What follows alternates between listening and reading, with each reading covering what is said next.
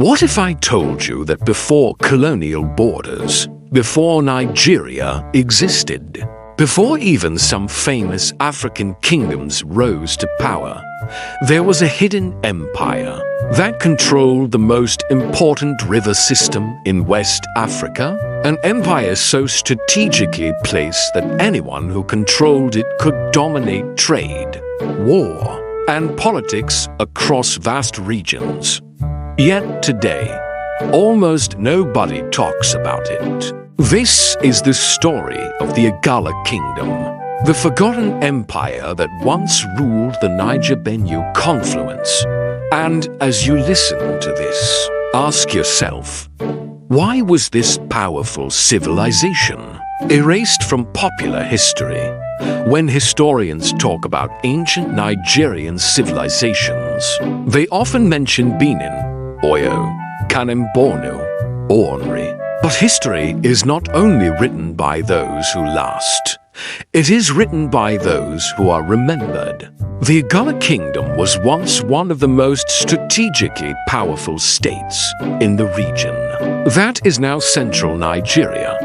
Its influence stretched across rivers, forests, and trade routes.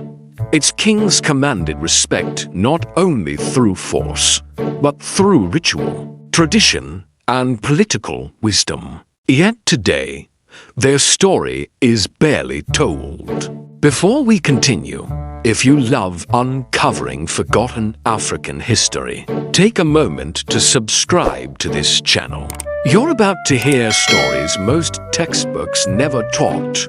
Origins of the Igala people. The origins of the Igala people are wrapped in mystery. According to oral traditions, the Igala trace their ancestry to ancient migrations from the east and north of the Niger River. Some accounts link their roots to the Jukan people of Kwararafa, while others suggest strong ties with the Benin Kingdom. What is clear, however, is that the Igala settled at one of the most strategic locations in West Africa, the meeting point of the Niger and Benue rivers. Controlled this location, and you controlled trade routes from the north to the south, communication between different civilizations, access to fertile land and river transport. This was not accidental. It was destiny, shaped by geography. The rise of the otter, sacred kingship at the heart of the Igala Kingdom, was the otter, the supreme ruler. The otter was not just a king.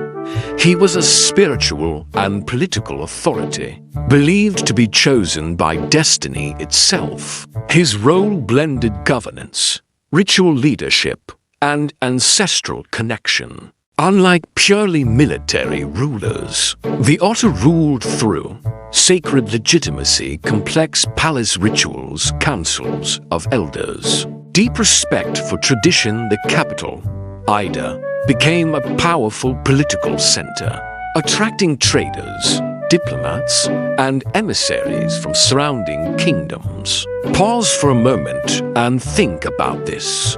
How many African kingdoms ruled through spiritual legitimacy rather than brute force?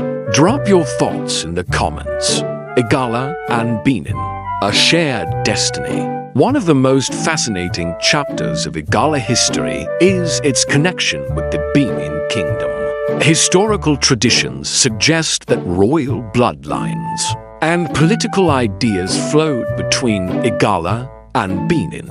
Some Benin princes are believed to have found refuge or influence in Igala territory during times of political crisis. This interaction shaped kingship traditions, court rituals, administrative structures, rather than existing in isolation. The Igala Kingdom was deeply woven into a network of powerful West African states. History was collaborative, not isolated. Economic power, control of trade. The true strength of the Igala Kingdom lay in its control of trade.